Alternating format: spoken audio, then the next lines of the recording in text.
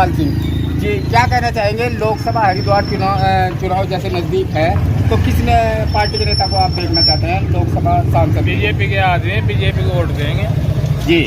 जैसे कि अभी कांग्रेस भी अपना दमखम पूरे जोर लगा रही है कि मान लिया लोकसभा जो सांसद है हमने किसी को आज तक वोट दी नहीं बीजेपी से।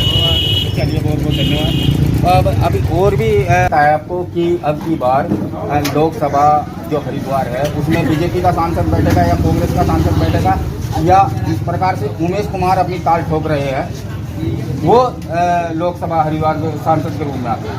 बीजेपी का ही बैठेगा ना। तो जिस प्रकार से कांग्रेस भी दावा कर रही है, बसपा भी दावा कर रही है, और उमेश कुमार जो काफ़ी लड़कियों की शादी भी करवा चुके हैं, लगभग 500 लड़कियों की शादी करवा चुके हैं, वो भी दावे ठोक रहे हैं कि मैं सांसद के रूप में हरिद्वार लोकसभा में आऊँगा। क्या लगता है आपको कि बीजेपी का ही सांसद क्यों बनेगा? देखो जी, हम तो बीजेपी के आदमी हैं, बीजेपी का ही सांसद बनेगा। इसी के लिए क्षेत्र बीजेपी का पूरा क्षेत्र भी थोड़ा बहुत, लेकिन क्षेत्र बीजेपी का जी, क्षेत्र बीजेपी का लोकसभा जो है हमारी। ठीक है। हाँ। आप नोटों का फंक्शन यूज कीजिए, बिल्कुल, कोई दिक्कत नहीं है भाई। अगर कैंडिडेट सही नहीं है, हमें तो सिर्फ पब्लिक की राय नहीं सुनो।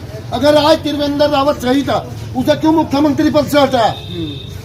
अगर सही था और उसे कैंडिडेट बना के यहाँ लाए, तो मुख्यमंत्री रहते हुए क्यों हटाया? तो ये तो बात आवाम पर भी लागू होती है। अरे दो कांग्रेस प्रत्याशी भी अपनी ताल ठोक रहे हैं, और भारतीय जनता पार्टी के त्रिवेंद्र रावत भी अपनी ताल ठोक रहे हैं कि हमारी वर्तमान में सरकार है और लोकसभा सांसद के रूप में हरिद्वार में हम ही बैठेंगे। तो आपकी क्या विचारधारा है? और मेरे विचार तो यह भाई कांग्रेस बैठनी चाहिए ना। क्या क्यों लग रहा है कि आपको कांग्रेस बैठनी चाहिए?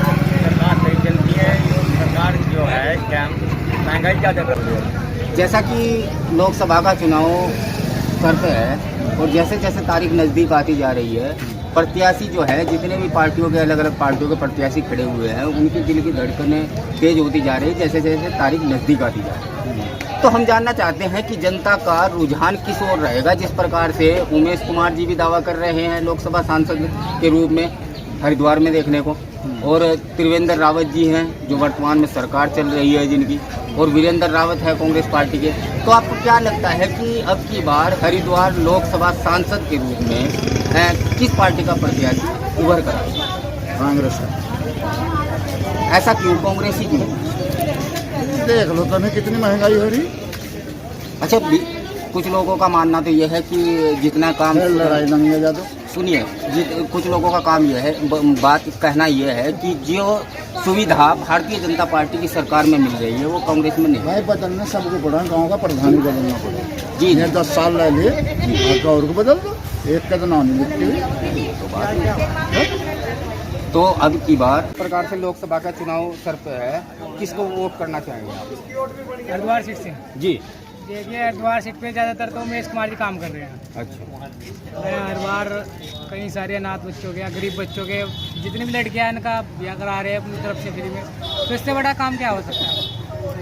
अच्छा, जिस प्रकार से कांग्रेस के प्रत्याशी भी मैदान में उतरे हुए हैं हरिद्वार लोकसभा से, और बीजेपी के भी हैं, और उमेश कुमार जी तो हैं ही, तो प्रत्याशी तो बहुत सारे खड़े, लेकिन अपनी सीट पर था हरिद्वार पर सीट को उमेश कुमार को जिताओगे, वोट इसे दिएंगे। चलिए, बहुत बहुत धन्यवाद। आप भगवानपुर के युवाओं को क्या संदेश देना चाहेंगे हमारे चैनल के माध्यम से? देखिए, मैं आपके चैनल के माध्यम से जो हमारे भगवानपुर क्षेत्र के युवा हैं और हरिद्वार लोकसभा के युवा हैं, मैं उनको एक ही बात कहना चाहता हूँ। देखिए, आज के जो युवा है वो सब के सब युवा पढ़ाई पे ज़्यादा ध्यान देते हैं, अपनी मेहनत करते हैं, पढ़ते हैं, लिखते हैं, परंतु जब वो पेपर देने के लिए जाते हैं तो पेपर लीक हो जाता है। वो पैसा जो बच्चों ने जमा किया था अपने पेपर देने के लिए, वो पैसा कहाँ जा रहा है? उनके साथ भ्रष्टाचार हो रहा है। आपको मैं बताना चाहता हूँ, यदि मेरे युवा साथी अपना बचाना चाहते हैं, अपनी पढ़ाई, अपनी रक्षा करना चाहते हैं, तो मैं उनको एक मैसेज देना चाहता हूँ कि ये भाजपा के चक्कर में ना आए, कांग्रेस पार्टी के हाथ मजबूत करे।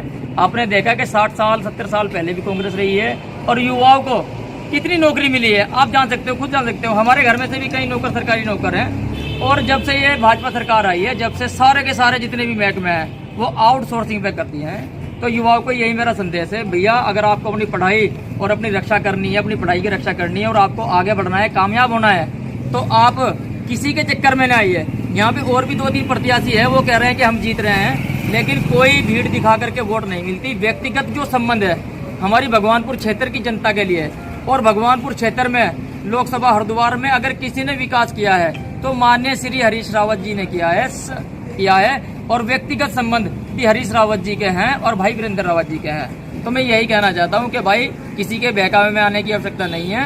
कांग्रेस पार्टी के वीरेंद्र रावत जी जीत रहे हैं, बढ़िया मतों से जीत रहे हैं और लोकसभा में जा रहे हैं। और यूपी में भी हमारा बहुत ही अच्छा कार्य चल रहा है। अखिलेश यादव जी के साथ भी गठबंधन है। अगर अखिलेश यादव जी के साथ गठबंधन 2014 में भी हो जाता तो तब भी आंकड़े के हिसाब से मोदी सरकार नहीं आ रही थी, और अब की बारी भी नहीं आ रही। अब की बारी भी आप किसी के बहकावे में ना आए और बढ़िया करके कांग्रेस को दबा के वोट दीजिए। हम भी कांग्रेस के साथ में हैं।